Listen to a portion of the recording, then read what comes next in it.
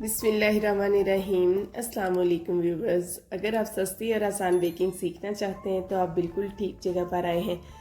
जिस तरह बड़े ऑर्डर को मैनेज करना थोड़ा टफ होता है, इसी तरीके से छोटे ऑर्डर को मैनेज करना भी तो टफ होता है ना।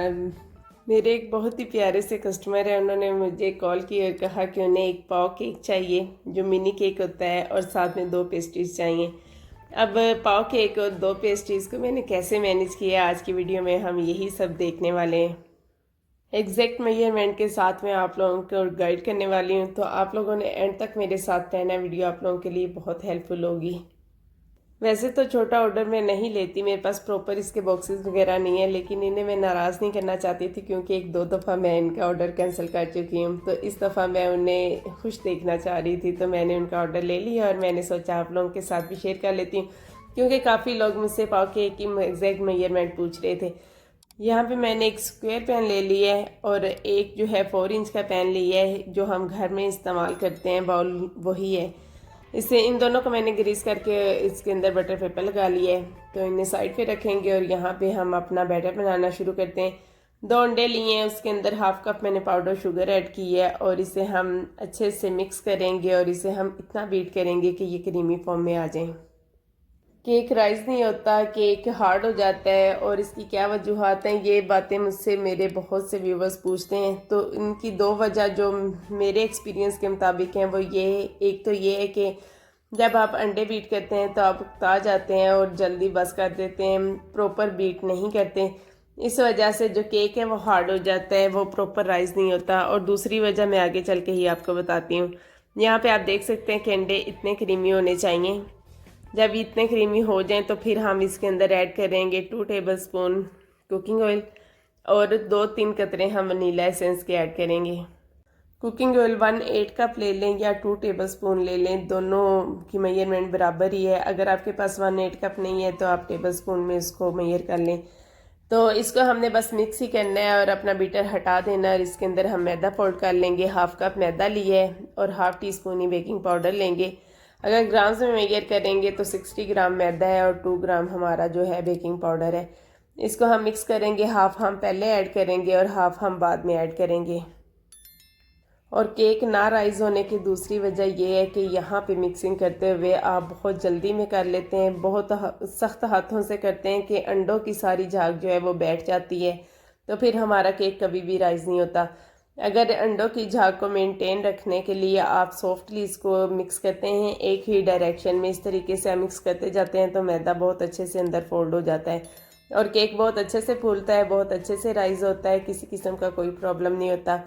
इसको सॉफ्टली मिक्स करने के बाद इसमें 1/8 कप ही हम मिल्क ऐड करेंगे और उसे हम अच्छे से मिक्स कर लेंगे और फिर उसके बाद हम इसे अपने ग्रीस किए हुए पैन में ट्रांसफ़र करेंगे। पहले हाफ हम छोटे पैन में डालेंगे और फिर बाकी का जो बचा हुआ बैटर है वो हम अपने स्क्वायर पैन में डाल के, तो इसे हम प्री हीटेड ओवन में बेक कर लेंगे 180 सेल्सियस पर। आप चाहें तो पतीले में बेक कर लें, चाहे ओवन में बेक कर लें। इसके अलावा हीट का मेंटेन होना भी बहुत ज़रूरी है, अगर हीट कम होगी तो फिर भी हमारा केक जो अच्छे से राइज नहीं होता।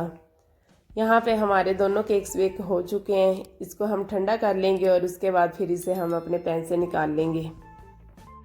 कस्टमर ने मुझे केक बनाने को बोला था और उन्होंने कहा था अच्छे से फ्लेवर में आप बना दें, तो मैंने सोचा कि इस पे मैंगो का एक्सपेरिमेंट करते हैं। मैंने कुछ दिन पहले अपने हस्बैंड से मंगवाया था, पाइनएप्पल की टॉपिंग मंगवाई थी, तो वो मैंगो की टॉपिंग उठा लाई क्योंकि पाइनएप्पल की मिली नहीं, तो मैंने रख ली, वापस नहीं की। तो फिर मैंने सोचा आज मैं इसी से केक बनाती हूँ। पानी के अंदर भी मैंने इसको डाल लिया और अच्छे से मिक्स कर लिया। इसी से हम अपने केक को वेट करेंगे और उसके बाद हम इसके ऊपर क्रीम लगाएंगे और क्रीम के ऊपर भी मैंने टॉपिंग ऐड करके तो उसके अंदर भी मैंगो का फ्लेवर दे दिया।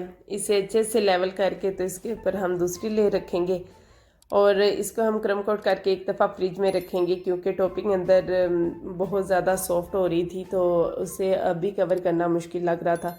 तो मैंने फिर इसको एक दफ़ा क्रम कोट किया, इसे छोटे बोर्ड पे मैंने शिफ्ट किया और इसे फ्रिज में रख दिया।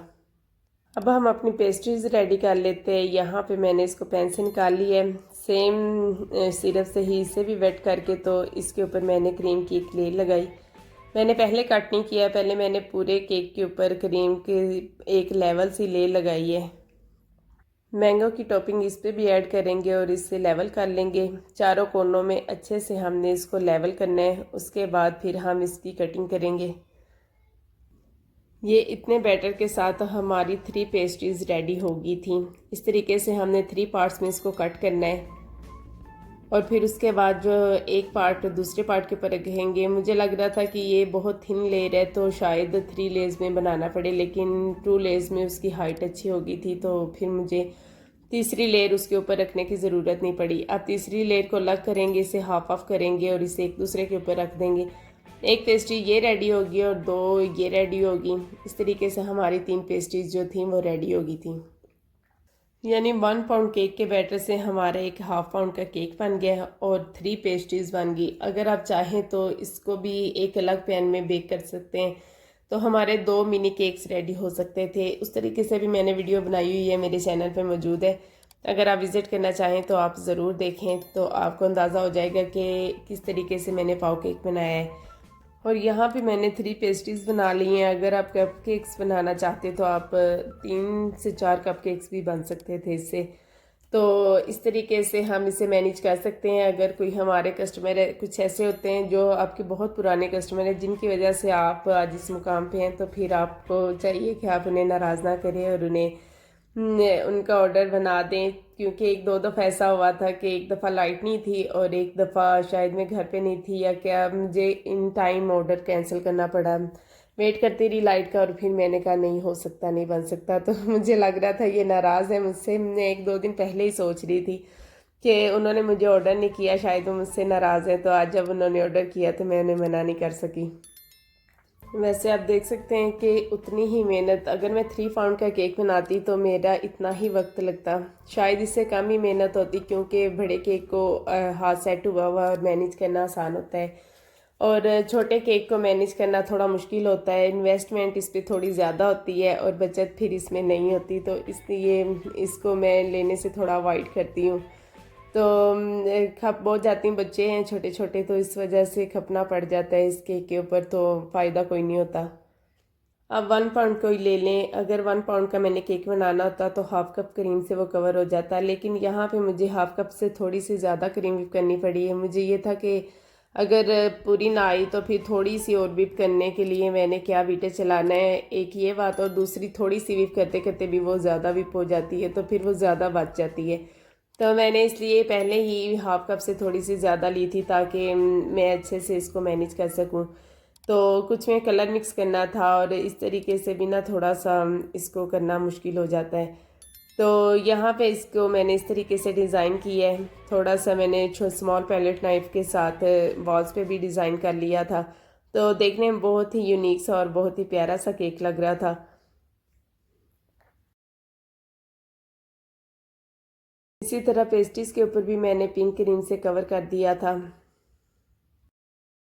और फिर पेस्ट्रीज के ऊपर मैंने हैप्पी बर्थडे लिख दिया था। उनकी सिस्टर की बर्थडे थी और ये केक लेके उन्होंने अपनी सिस्टर के पास जाना था। तो इस तरीके से हमारी 3 पेस्ट्रीज और एक मिनी केक रेडी हो गए।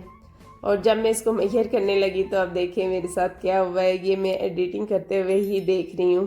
तो मुझे लगा कि मैं आपको पूरी एग्जैक्ट मेजरमेंट बता रही हूँ। यहाँ पे मैंने मेजर स्केल के ऊपर केक बोर्ड बड़ा रखा है और उसको ऑन करके मैं फ्रिज से केक लेने के लिए गई हूँ।